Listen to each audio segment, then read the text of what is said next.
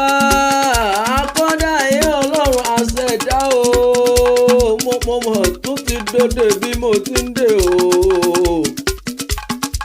Ìmọ́lẹ̀ àṣà tún ti dòde lóde tòní o, mo rí bàlọ́ o ẹ̀yin ìyá mi àgbà. Ẹ̀yin àgbààgbà tí ń bẹ nínú ayé kí n tó mọ̀ bẹ. Mo rí bàlọ́ yín lóde tòní ẹ̀jẹ̀ ojú mi ń ṣe, mo ti rí ìbá yín kí n tó mọ̀ lọ.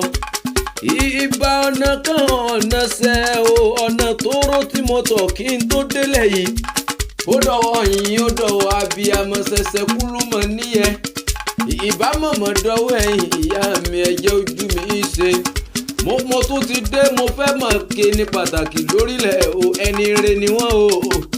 Ọ̀rẹ́ ìyá mi Àjọkẹ́ o, ẹ kú oríire ọjọ́ bí tòní. Happy birthday mo kí yín o pẹ̀lú ọmọ olóríire. Àníkẹ́ máa rìn máa yan fanda, máa dúpẹ́ lọ́wọ́ Elédùmarè ọba tó ní kí gbogbo ẹ̀ kó máa gún láyọ̀. Ìyá mi Àjọkẹ́ ẹ̀rí Àníkẹ́ Adé máa gbọ́ mi o, happy birthday to you. Mo kí ìyá mi Àjọkẹ́, ọ̀rẹ́ Àníkẹ́ Adé mo kí ọ kú oríire ọjọ́ bí tòní.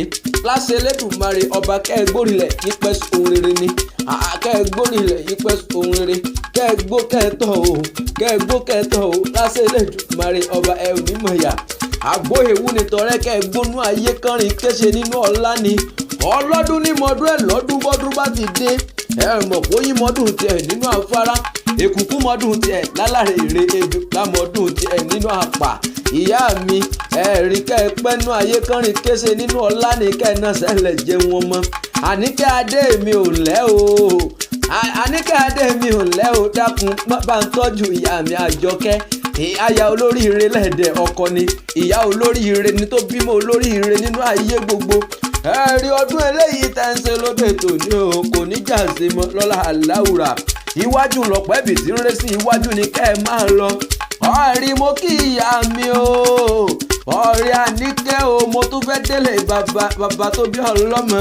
Ìyá mi Àjọkẹ́ mo fẹ́ délé bàbá rẹ, mo fẹ́ délé ìyá rẹ. Ẹ̀rí ẹ̀dẹ̀mọ̀ kú arógun ní ọmọ arúgbàdo làlú ọmọ arúgbúgbúrú wọlé ẹ̀dẹ̀. Ìyá mi lẹ́lẹ́rìn, ọmọ ẹlẹ́rìn mo mọ̀ kí ọ lóde tòní o, ọmọdé lésolú o, ìmọ̀dún ọmọ àfọlẹ́rìn. Ọ̀rí ọmọ agbélára mọ́ká bá mi wúyan bíi mọ́ká méjì. Bá a ti wù Ìbàdàn láwọn máa wọ̀ yọ́ lé, bá a ti ń wọ ará ilé ní bàbá yín wọ ará oko. Ọ̀rí ọmọ eléwé ládọ́gba mo mọ̀ kí ọ, mo kí yín lóde tòní o.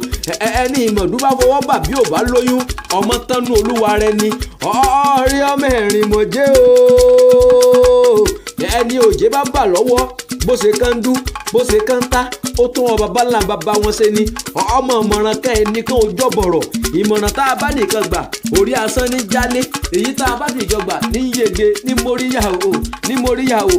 Ẹ̀nà yìí má tù Ọpẹ́yẹmí jẹ́ ń délé ẹ̀dẹ̀mọ̀ kú arógun. Ọmọ arúgbàdo làlú ni ọ́, ọmọ arúgbúgbúrú wọlé ẹ̀dẹ̀, ọmọ tìmì àgbàdé ọlọ́fà ná. Ẹ̀rí mo mọ̀ kí ọlọ́dẹ bàbá rẹ̀, ọmọ elépo rẹ́dẹ́, ọmọ ajílàlá ọ̀ṣọ́, ọmọ ajífọjọ́ gbogbo dára bí egbin. Láṣẹ Elédùmarè ọba kẹ́ ẹ gbórílẹ̀ yìí pẹ́ sóhun rere ni. Wẹ́ní bá ní ẹkú kọ́ máa fọwọ́ ara wọn gbéra wọn sí. Ìyá mi Àjọkẹ́ kórè jẹ́ ògbórílẹ̀ yìí pẹ́ o sàmì ẹ̀. Àníkẹ́ Adé kò gbórílẹ̀ yìí pẹ́ o, kò gbórílẹ̀ yìí pẹ́ o. Ìmọ̀lẹ̀ àṣàtúnrè pé ẹ ní kàbùkù.